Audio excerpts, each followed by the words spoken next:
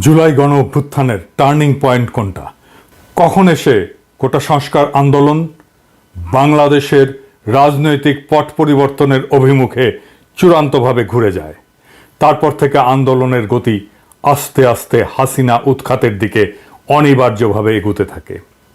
এই প্রশ্নটার দিকে আমাদের আজকে ফিরে তাকানো দরকার, কেননা সাম্প্রতিক রাজনৈতিক বিতর্ক এবং সামাজিক যোগাযোগ মাধ্যমে বৈষম্য বিরোধী ছাত্র আন্দোলনের উপরে সংঘবদ্ধ আক্রমণ করা হচ্ছে। আমাদের সেই প্রশ্নের সুরাহা করতে হলে ওই মুহূর্তটি আমাদের এখন খুঁজে দেখা দরকার। আসেন আমরা সেই মুহূর্তটি এখন আমরা খুঁজে দেখি। এই আন্দোলন যেদিন কোটা সংস্কারের স্তর পেরিয়ে আরো বৃহত্তর পরিবর্তনের দিকে অগ্রসর হতে শুরু করে, সেই দিন থেকেই আন্দোলনের ভেতর থেকে উচ্চারিত বিভিন্ন স্লোগানে হাজার হাজার তরুণ তাজা প্রাণ ছাত্র জনতা অকাতরে জীবন বিসর্জনের মধ্য দিয়ে বাংলাদেশের রাজনৈতিক ভবিষ্যতের একটা ঐতিহাসিক অঙ্গীকার আমাদের জন্য রক্তের অক্ষরে লিখিত হতে থাকে। হয়তো কেউ বলবেন এর শুরুটা সেই দিন যেদিন রাতে ছাত্রীরা বিদ্রোহী হয়ে তুমিকে আমিকে রাজাকার রাজাকার স্লোগান দিয়ে রোকেয়া হল এবং শামসুন্নাহার হল থেকে বের হয়ে এসেছিল। সেই রাতে যেদিন ছাত্রছাত্রীরা ঢাকা বিশ্ববিদ্যালয় হলগুলো থেকে খুনি হাসিনার পেটোয়া বাহিনী ছাত্রলীগকে ক্যাম্পাস থেকে তাড়িয়ে দিয়ে বিশ্ববিদ্যালয়কে প্রথম ফ্যাসিস্ট মুক্ত অঞ্চল হিসাবে নিজেদের দখলে নিতে পেরেছিল। হয়তো বলবেন সেই রাতের গর্ভ থেকেই অনাগত সেই বিপ্লবের জন্ম নিয়েছিল, কিংবা যেই দিন দুই হাত প্রসারিত করে আবু সাঈদের সাহসী বুকে পুলিশের গুলি বাংলাদেশের মানুষের মন থেকে সমস্ত জমাট ভয় আতঙ্ক বিলীন করে দিয়েছিল। সেই দিন থেকে যেদিনই হোক এই আন্দোলন অনিবার্যভাবে সেই টার্নিং পয়েন্ট থেকে বিজয়ের দিকে দৃঢ় আর অবিচলভাবে অগ্রসর হয়েছে। এই আন্দোলন 9 দফা থেকে 1 দফায় গড়িয়েছে। 5ই আগস্ট হাসিনা পালিয়েছে, তারপর বাংলাদেশে 3 দিন কার্যত কোনো সরকার ছিল না। সরকারবিহীন থেকে যে 3 দিন নানা চড়াই উতরাই পেরিয়ে প্রফেসর ইউনূসের নেতৃত্বে একটা অন্তর্বর্তীকালীন সরকার গঠিত হয়েছে। কিছুদিনের মধ্যে ভয়াবহ বন্যা, নানাবিধ অস্থিতিশীলতা সৃষ্টির তৎপরতা, ইন্ডিয়ার চাপ, আন্তর্জাতিক প্রোপাগান্ডা, প্রশাসনের অসহযোগিতা, এর মধ্যে দিয়ে বেশ কঠিন সময় পার করতে হচ্ছে তাদের।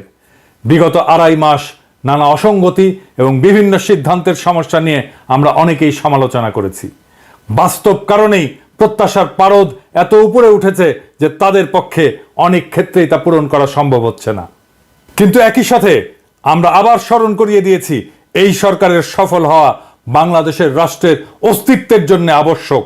আমাদের ভবিষ্যৎ অভিযাত্রার ক্ষেত্র প্রস্তুত করতে হলে ফ্যাসিবাদের কবলে পতিত ধ্বংসপ্রাপ্ত রাষ্ট্র কাঠামো বিভিন্ন প্রতিষ্ঠানের মাধ্যমে দানবীয় ক্ষমতা চর্চার আয়োজনে মৌলিক অনেক কিছু বদল এবং সংস্কার সাধন করে রাষ্ট্রকে নতুন করে সাজাতে হবে। ফ্যাসিবাদের ধ্বংসস্তূপের উপরে একটা নতুন রাষ্ট্র গড়ার আকাঙ্ক্ষা এই বিপ্লবের পথে পথে বিপ্লবীদের কণ্ঠে অবিরত উচ্চারিত হয়েছে। জুলাই আগস্ট অভ্যুত্থানে শহীদের আত্মত্যাগে অর্জিত দ্বিতীয় স্বাধীনতায় যে অমিত সম্ভাবনার দ্বার উন্মোচিত হয়েছে তা বাস্তবায়নের জন্য দরকার জাতীয় ঐক্যমত সৃষ্টির একটা রাজনৈতিক রূপরেখা, যেই রাজনৈতিক রূপরেখা তৈরি করবে ফ্যাসিবাদ উত্তর বাংলাদেশ গঠনের সুনির্দিষ্ট অভিমুখ। সেই রূপরেখা আগে থেকে কেউ প্রস্তুত করেনি, কারণ অভূতপূর্বভাবে বাংলাদেশের বদলে যাওয়ার এই ঘটনা কোনো একটা বিপ্লবী রাজনৈতিক দল দিয়ে সংগঠিত বা সম্পাদিত বা সম্পন্ন হয়নি। জুলাই মাসের 1 তারিখ থেকে হিসাব শুরু করলে নানান বাঁক ঘুরে বিভিন্ন ঘটনা প্রবাহের উত্থান পতনের মধ্য দিয়ে 5 সপ্তাহে বিকশিত হওয়া নব উত্থিত এক অজানা শক্তি 15 বছর দীর্ঘ একটা ফ্যাসিস্ট শাসনের অবসান ঘটিয়েছে। খুনি হাসিনা সরকার এবং আওয়ামী লীগের কবর রচনা করা সম্ভব হয়েছে। ফেলে আসা 15 বছর ব্যাপী সংগঠিত অসংখ্য আন্দোলন, অজস্র আন্দোলন, সংগ্রাম, গণপ্রতিরোধের মধ্যে দিয়ে বিকশিত চেতনার পেছনে দেশের সংখ্যাগরিষ্ঠ মানুষের সংগঠিত হয়েছে। সেই কারণেই ফ্যাসিবাদ পরাজিত হয়েছে। বিএনপি, জামাত, হেফাজত সহ ডান বাম রাজনৈতিক দল, শক্তি, সংস্থা যে যখন যতটুকু রাস্তায় নেমেছে, প্রতিবাদ করেছে, স্লোগান ধরেছে, তা যত বড়ই হোক ছোটই হোক না কেন সেটা উষ্ণতা এবং আভা দিয়েছে গণ অভ্যুত্থানের নবজাতক এবং জাতিকাকে, যারা এদেশবাসীর সামনে আজ এক অভাবনীয় জাতীয় ঐক্যের বার্তা বা আহ্বান নিয়ে হাজির হয়েছে। এই ঘটনা বিপ্লবাত্মক। এর সম্মুখে পূর্ব নির্ধারিত কোনো বিপ্লবী কর্মসূচি কারো কাছে ছিল না, কিন্তু বাংলাদেশের মানুষ ওই 5 সপ্তাহে নতুন এক প্রজাতন্ত্রের ঘোষণা রচিত হতে দেখেছে রাজপথে। সহস্রাধিক নাগরিকের জীবনের বিনিময়ে, হাজার হাজার কিশোর তরুণ যুবকের অঙ্গহানির বিনিময়ে, কয়েক লক্ষ মানুষের জীবন বিপন্ন হওয়ার ঝুঁকির বিপরীতে টকবগে উষ্ণ তাজা রক্তের অক্ষরে লেখা হয়েছে জাতির জীবনের নতুন অধ্যায়। রক্তে আগুন লাগা তুখোর স্পর্ধিত সেই আন্দোলন চলাকালে সমগ্র বাংলাদেশে উচ্চারিত শত শত স্লোগান থেকে মাত্র 7টার কথা আমি সকলকে স্মরণ করিয়ে দিয়ে প্রশ্ন রাখছি, এর মধ্যে কি নতুন বাংলাদেশ প্রজাতন্ত্রের ঘোষণার ইঙ্গিত পাওয়া যায় না? লাখো শহীদের বাংলায় বৈষম্যের ঠাঁই নাই, কোটা প্রথা নিপাত যাক, মেধাবীরা মুক্তি পাক, লাখো শহীদের রক্তে কেনা দেশটা কারো বাপের না, জাতির পিতা ইব্রাহিম শেখ মুজিব ঘোড়ার ডিম, স্বৈরাচারী বুবু যান নৌকা লইয়া ভারত যান, যে বলেছে রাজাকার তার 14 গোষ্ঠী স্বৈরাচার, পা চাটলে সঙ্গী না চাটলে জঙ্গি। জাতির জীবনে এত বড় দিক পরিবর্তনকারী ঘটনার পরেও যারা মহাজাগরণের নবজামানার দিশা পায় না, তারা অন্ধ, বধির এবং অচল। এত বড় ঘটনার পরে বাংলাদেশের ভবিষ্যৎ অভিমুখ নতুন দিকে অগ্রসর না হয়ে পুরনো বৃত্তে ঘুরপাক খেতে হবে, সেটা জনতা মানবে না। সম্ভাবনার সীমা এবং আকাঙ্ক্ষার জমিনে অনেক বড় উল্লম্ফন ঘটেছে, এটাই বিপ্লব। এই নিরেট বাস্তবতাকে অস্বীকার করে যারা পুরনো রাষ্ট্রের কাঠামো অটুট রেখে আজ ক্ষমতার রঙিন ঘোড়ায় চড়ে এই বদ্ধভূমিতে হত্যাযজ্ঞের রক্তাক্ত প্রান্তর, এই ফ্যাসিবাদী জল্লাদের উল্লাস মঞ্চ আর শহীদের রক্ত নদীর তরঙ্গ পায়ে দোলে পার হতে চায়, তারা হাজারো শহীদের প্রতি অসম্মানী শুধু না, বিশ্বাসঘাতকতা করতে উদ্যত হয়েছে। বাংলাদেশের জনগণের জন্য এই নরবরে রাষ্ট্রকে পুনর্গঠিত করার জন্য 71 পরবর্তী আর একটি দুর্দান্ত সম্ভাবনা বিনষ্টকারী হীন স্বার্থ সংশ্লিষ্ট সংকীর্ণ পদক্ষেপ হিসেবে এই পদক্ষেপগুলো চিহ্নিত হয়ে থাকবে ইতিহাসে। ফ্যাসিবাদী সরকারের ব্যাপক নির্যাতন, নিপীড়ন, দমনকে রুখে দাঁড়িয়ে হাজার হাজার মানুষের খুন, জখম, রক্তক্ষরণে ভীত না হয়ে, পিছু না হটে, দমে না গিয়ে দেশবাসী পর্যায়ক্রমে এগিয়ে গেছে গণ অভ্যুত্থানের দিকে, বিপ্লবের দিকে। স্বতঃস্ফূর্তভাবে জনতার জবান থেকে উচ্চারিত হয়েছে নতুন নতুন জবাব, সংকল্প এবং পথ নির্দেশিকা। আজ আবার একটু স্মরণ করে দেখুন কত শক্তিশালী, কত সুচিন্তিত এবং সুগঠিত ছিল সেই সমষ্টিগত জ্ঞান বা রাজপথের প্রজ্ঞা। আমি কে, তুমি কে, রাজাকার রাজাকার, খুন হয়েছে সাইদ ভাই, খুনিরে তোর রক্ষা নাই, বুকের ভেতর অনেক ঝড়, বুক পেতেছি গুলি কর, শেখ হাসিনার অনেক গুণ, পুলিশ দিয়ে করেছে খুন, সীমান্তে মানুষ মরে, বিজেপি কি করে, আমার টাকায় খায় পরে, আমার বুকে গুলি করে, তোর কোটা তুই নে, আমার ভাইরে ফিরায় দে, লাশের ভেতর জীবন দে, নইলে গদি সাইরা দে, এক দফা এক দাবি, খুনি হাসিনা কবে যাবি। তারুণ্যের সম্মিলিত এই চিন্তা যে কত বড় নতুন শক্তির আবির্ভাব ঘটিয়েছে, এটা যারা বোঝেন তাদের আর পেছনে তাকানোর দরকার নেই। যে কোনো মাত্রায় ঝুঁকি নিয়েও তারা আবারও বিজয়ী হতে পারবে। আর যারা এটা বোঝেন না, সেই প্রাচীন পুরাতন রাজনৈতিক দল এবং নেতৃত্বের পরাজয় অনিবার্য হয়ে উঠেছে। বাংলাদেশের জনমানুষের আকাঙ্ক্ষা এবং অভিব্যক্তিগুলোর দিকে ফিরে ফিরে তাকিয়ে জুলাই আগস্ট বিপ্লবের মানুষের স্বপ্ন, স্বাদ এবং ইচ্ছা ধারণ করে নতুন রাজনৈতিক বন্দোবস্তের একটা রূপরেখা প্রস্তাব করা সত্যিকার অর্থেই বাকি রয়ে গেছিল। দেরিতে হলেও বৈষম্য বিরোধী ছাত্র আন্দোলনের সদ্য ঘোষিত 5 দফার মধ্যে জুলাই আগস্ট বিপ্লবের আকাঙ্ক্ষাকে ধারণ করে ফ্যাসিবাদী ব্যবস্থার বিলোপ, স্বৈরতান্ত্রিক ক্ষমতার পুনরুত্থান রোধ এবং বাংলাদেশ রাষ্ট্রকে সাম্য, মানবিক মর্যাদা এবং ইনসাফের আদর্শে সিক্ত করে পুনর্গঠনের রাজনৈতিক ঘোষণা ব্যক্ত করা হয়েছে। আমরা দেশবাসীর পক্ষ থেকে ছাত্র সমাজকে এই জন্যে অভিনন্দন জানাই। 22 অক্টোবর ঘোষিত ছাত্র জনতার 5 দফা দাবির মধ্যে ছাত্রলীগকে সন্ত্রাসী সংগঠন হিসেবে নিষিদ্ধ করার দ্বিতীয় দফাটি ইতিমধ্যেই পূরণ এবং বাস্তবায়িত হয়েছে। একাত্তরের মুক্তিযুদ্ধের মধ্যে দিয়ে বাংলাদেশ থেকে পাকিস্তান যেভাবে প্রত্যাখ্যাত, খারিজ বা চিরতরে নিষিদ্ধ হয়ে গেছে, সেভাবে গত 15 বছর খুনি হাসিনার ফ্যাসিবাদী শাসনের বিরুদ্ধে জনগণের সংগ্রামের মধ্য দিয়ে, বিপ্লব বিজয়ের মধ্য দিয়ে অর্জিত বিজয়ের ফলে আওয়ামী লীগ, ছাত্রলীগ, যুবলীগ সহ তাদের সকল সংগঠন, সংস্থা, জোট কার্যত নিষিদ্ধ হয়ে গেছে। এখন অবস্থিত সরকারের কর্তব্য হচ্ছে এর আইনগত ভিত্তি তৈরি করা। যেভাবে ছাত্রলীগ নিষিদ্ধের আইনগত ভিত্তি তৈরি করেছেন, বাকিগুলোর ভিত্তিও আপনারা তৈরি করবেন এবং বাস্তবে তার প্রয়োগ ঘটাবেন। বৈষম্য বিরোধী ছাত্র আন্দোলনের ৫ম দাবিটি আগামীকালই পূরণ করা সম্ভব। এখনো কেন বিগত 3টি নির্বাচন, 2014-এর ফাঁকা মাঠের নির্বাচন, 2018-র নৈশ ভোটের নির্বাচন, 2024-এর দামি নির্বাচন, এই সংসদ নির্বাচনকে কেন অবৈধ ঘোষণা করা হচ্ছে না? এই বিলম্বের কারণ একেবারেই বোধগম্য নয়। এই 3টি নির্বাচনে যারা বিভিন্নভাবে অংশ করে জাতির সাথে বেইমানি করেছেন এবং রাষ্ট্রের হাজার হাজার কোটি টাকা বিনষ্ট করেছেন, তাদের সকলকে অবশ্যই শাস্তি পেতে হবে। ফ্যাসিবাদী মুজিববাদী সংবিধানের রাষ্ট্রপতি চুপ্পুকে এই সপ্তাহের মধ্যে পদচ্যুত করার যেই দাবিটি এখন ছাত্রদের তুলতে হলো, তা প্রারম্ভেই বাস্তবায়ন করা ছিল রাজনীতিক এবং সংশ্লিষ্ট শিক্ষকদের কর্তব্য। এই দায়িত্বটুকু পালন করার কথা যথাসময়ে যাদের মনে থাকে না, তারাই গত 53 বছর ধরে বিভিন্ন পর্যায়ে একইভাবে বাংলাদেশ পরিচালনা করেছেন।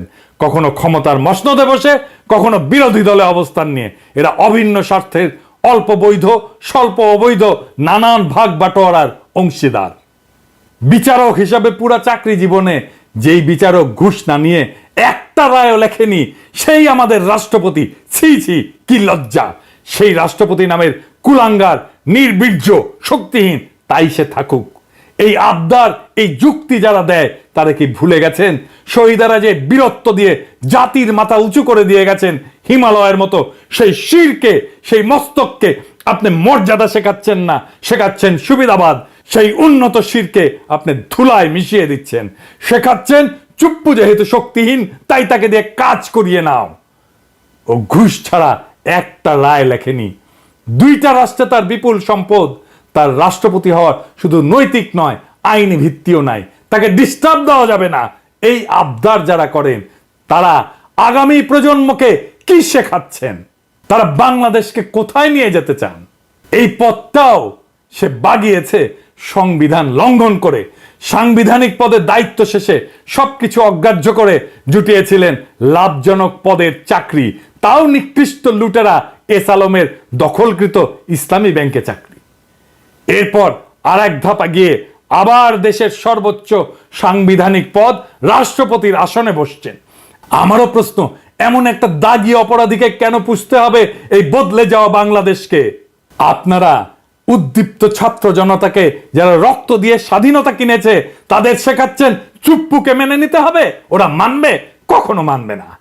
ছাত্রদের 4র্থ দাবিটি সবচেয়ে গুরুত্বপূর্ণ। 5ই আগস্ট বা 36শে জুলাইতে যে প্রোক্লামেশন অফ রিপাবলিক বা প্রজাতন্ত্রের ঘোষণা করাটা জরুরি ছিল, সেটা না করা ভুল হয়েছে, কিন্তু বিলম্ব করাটা অপরাধ হবে। উপরন্ত যে সুযোগ এখনো হাতছাড়া হয়নি, সেই শুভ কর্মটি সম্পাদন করতে দেরি করা হচ্ছে কেন?